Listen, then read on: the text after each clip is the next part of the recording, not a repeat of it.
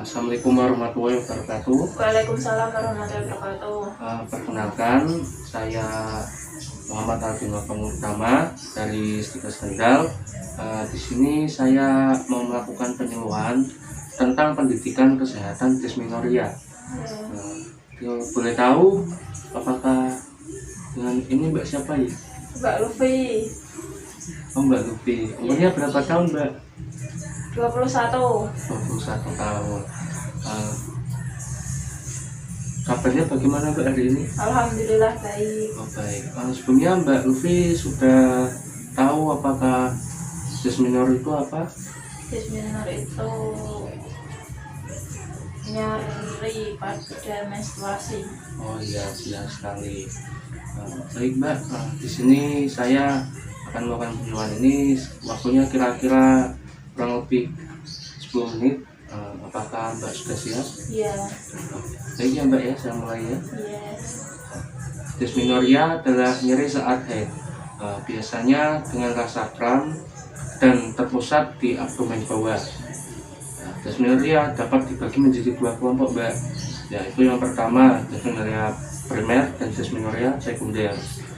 Dysmenorrhea primer yaitu nyeri haid yang tanpa ditemukan keadaan patofisiologi pada panggul atau alat kandungan dan organ lainnya. Sedangkan dysmenorrhea sekunder yaitu nyeri haid yang berhubungan dengan berbagai keadaan patologi di organ genitalia. Derajat dysmenorrhea atau nyeri menstruasi ini dapat terjadi bervariasi, mulai dari yang ringan sampai berat.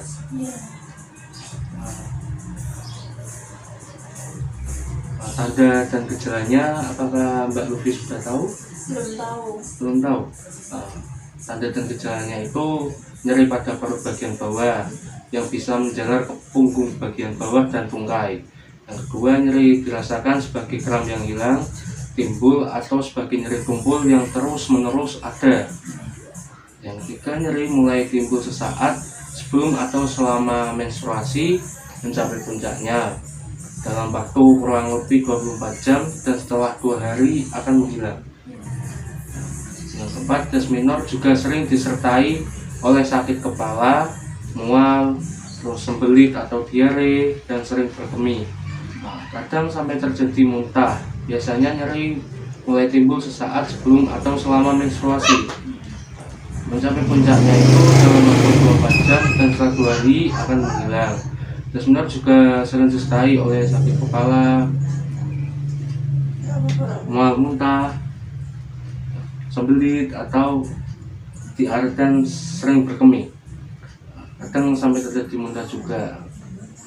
Gejala dysmenorrhea yang paling umum adalah nyeri kram bagian bawah perut yang menyebar ke punggung dan kaki. Gejala terkait lainnya adalah muntah, sakit kepala, cemas, kelelahan, diare, pusing, dan rasa kembung atau perut terasa penuh. Beberapa wanita mengalami nyeri sebelum menstruasi dimulai dan bisa berlangsung beberapa hari. Ini pencegahannya itu apakah Mbak Lufi sudah tahu belum? Belum tahu. Belum tahu.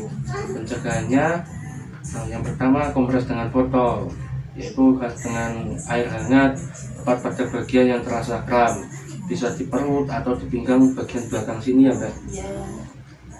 Yang kedua, minum minuman hangat yang mengandung kalsium tinggi. Terus yang ketiga, menghindari minuman yang beralkohol, kopi dan es krim. Yang keempat, menggosok-gosok perut atau pinggang yang sakit, digosok gitu Mbak. Iya. Terus ambil posisi menungging sehingga rahim tergantung ke bawah. Kemudian tarik nafas dalam-dalam secara perlahan untuk melakukan teknik relaksasi Mbak. Terus penata laksanaan dysmenorrhea, pengobatan seperti herbal, penggunaan suplemen, perawatan medis, terus relaksasi, hipnoterapi. Menurut Ritter 2013, penata laksanaan pada dysmenorrhea yaitu penalaksaan medis pada dysmenorrhea primer terdiri atas pemberian kontrasepsi oral dan NSAIDs. Pada kontrasepsi oral bekerja dengan mengurangi volume darah menstruasi dengan menekan endometrium dan ovulasi. sehingga kadar prostaglandin menjadi rendah. Golongan obat NSAID yang diberikan kepada pasien DES minor primer yaitu ibuprofen, naproxen, dan asamefenamat. Medikasi diberikan setelah nyeri dirasakan dan dilanjutkan selama 2-3 hari pertama pada saat menstruasi. Yang DES minor sekunder, pelaksanaannya atau terapi fisik untuk DES minor sekunder bergantung dengan penyebabnya.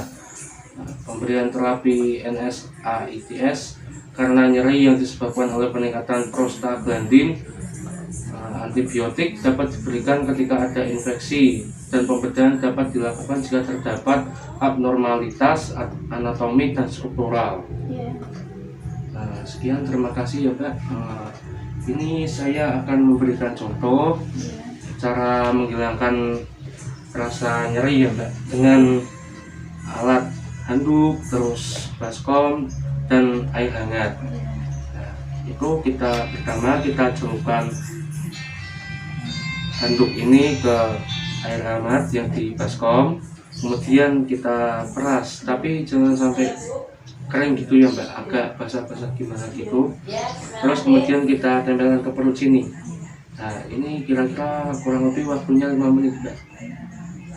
Bisa Mbak contohkan, ini kan sudah saya ajarkan. Iya. Langsung tempelkan. Iya, langsung tempelkan situ. Nah, itu Waktunya kurang lebih 5 menitan. Nanti kalau misal sudah terasa nggak hangat lagi handuknya, bisa Mbak masukkan lagi ke situ, nanti bisa Mbak tempelkan lagi. Nah, gimana Mbak, sudah paham semuanya? alhamdulillah sudah. Nah, sebelumnya apakah ada yang ingin ditanyakan? Belum ada. Oh, belum ada. Nanti saya bisa nanti kalau Mbak memerlukan bantuan lagi atau untuk edukasi yang lainnya, nanti Mbak bisa menghubungi saya melalui telepon saya ya Mbak. Iya. Kurang lebihnya mohon maaf. Assalamualaikum warahmatullahi wabarakatuh. Waalaikumsalam warahmatullahi wabarakatuh.